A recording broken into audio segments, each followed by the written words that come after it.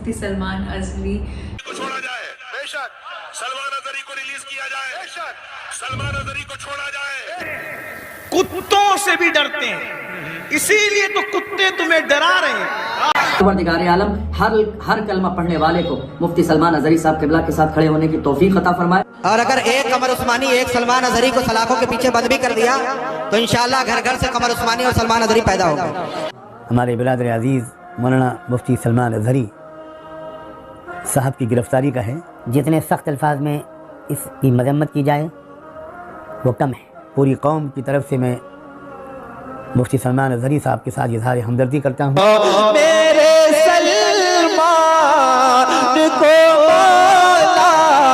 रिहाई जल्द हासिल हो करम के एक तुम कत्ल कर डालो कोई शिकवा नहीं होगा, अगर शाने रिसालत पर कोई उंगली उठाएगा तो फिर तलवार उठ जाएगी, समझौता नहीं होगा। और आज जब मौलाना सलमान अजहरी गिरफ्तार हुए, आज आग लगी है, आज उनके मसलक के आलिम को गिरफ्तार किया गया। और अल्लाह का शुक्र है किसी अहले हदीस ने ये इस पर खुशी का इजहार नहीं किया, बल्कि बहुत सारे अहले हदीस उलमा ने, और मैं खुद उनमें शामिल हूँ, मैंने भी इसकी मुखालफत की और मैंने सपोर्ट किया कि मौलाना मुफ्ती सलमान अजहरी को गिरफ्तार करना गलत है। उस तरीके की बयानबाजी तो बहुत सारे लोग दिया करते हैं, इसमें इस तरीके से मसलक के नाम पर खेल खेलते रहोगे। अगर आज इस्लाम का कोई दुश्मन आपके मुसलमान को पकड़ करके उससे जबरदस्ती कहता है तुम फला मजहब का नारा लगाओ और फला माबूद का नारा लगाओ, तो हम उसको देख करके हमें गुस्सा आता है। तब तक हम लड़ते रहता है जब हमारा दुश्मन मसलक की बुनियाद पर और फिरके की बुनियाद पर हमारे दरमियान कोई तफरीक नहीं करता, तो हम और आप अपने आप को तफरीक में क्यों बांटे हुए हैं। आओ सीसा पिलाई हुई दीवार। अभी मैटर चल रहा ना सलमान अजहरी साहब वाला, आप देख रहे हैं।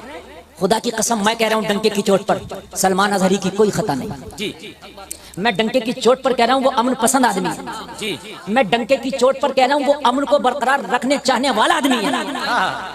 और सबसे बड़ी सबूत दूं मैं आपको, जब उनकी मोहब्बत में हजारों लोग सड़कों पे आए और जब प्रशासन ने चाहा उन्हें कंट्रोल करना लेकिन मोहब्बत वाले कंट्रोल में ना आए, तो खुद उस बंदे ने कहा था अगर आप नबी से मोहब्बत करते हो तो अपने अपने घरों को चले जाओ।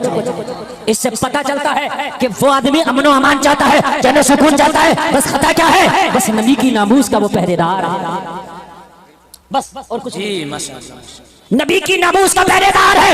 नबी कि आप हंसेंगे नहीं, मगर एक बहुत इंपॉर्टेंट इशू है मिनिस्टर साहब हमारे शहर का, कि डॉग बाइट्स के बारे में कहा था।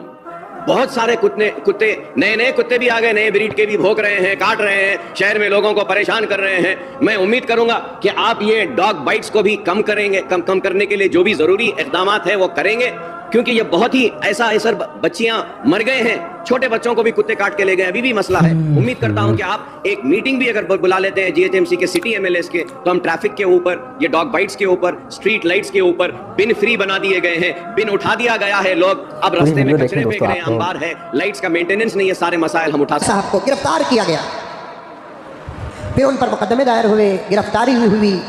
चलो किसी के दिल को ठेस पहुंचती है तो हमारा दस्तूर उसे भी गिरफ्तार करने का हुक्म देता है, लेकिन सवाल यह है कि एक मौलाना ने तकरीर में एक लफ्ज का इस्तेमाल किया, हुकूमत ने उनको गिरफ्तार किया।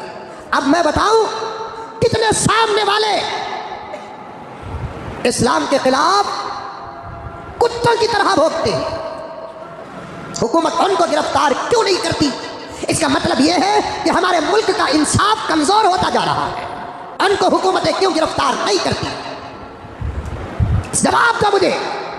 आज एक बरेलवी मकतबे फिक्र का आलिम दीन, कल शायद गुजरात में उनका प्रोग्राम था, ट्विटर पे देखा, उनको एटीएस वालों ने पकड़ लिया कि आपने अपने अशार के अंदर, आपने अपने जुमले के अंदर में कुत्तों से ताबीर किया, किसी का कुत्तों से शायद उनका नाम लिया गया है, तो उनको एटीएस वालों ने पकड़ लिया कि आप भड़का रहे हैं, आपने किसका अपमान किया है।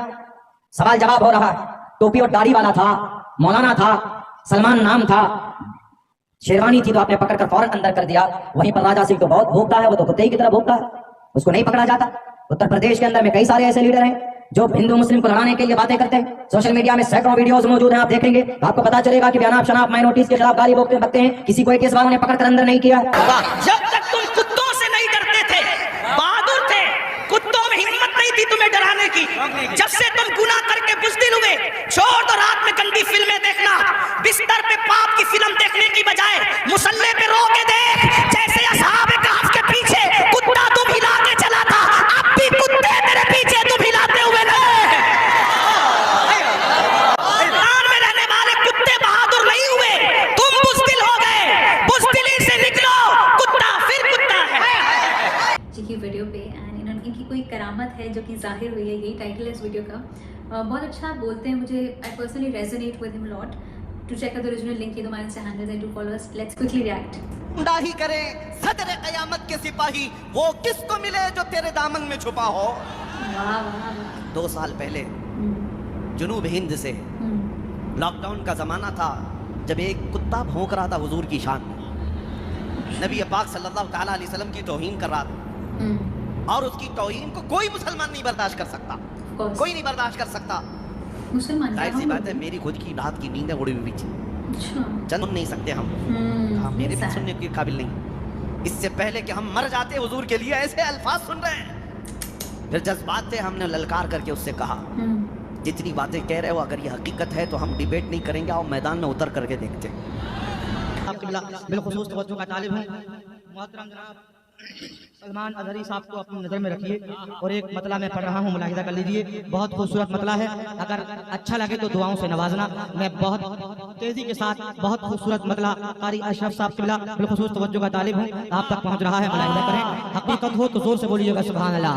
कि वो कहीं डरा नहीं है, वो कहीं डरा नहीं है, वो कहीं झुका नहीं है,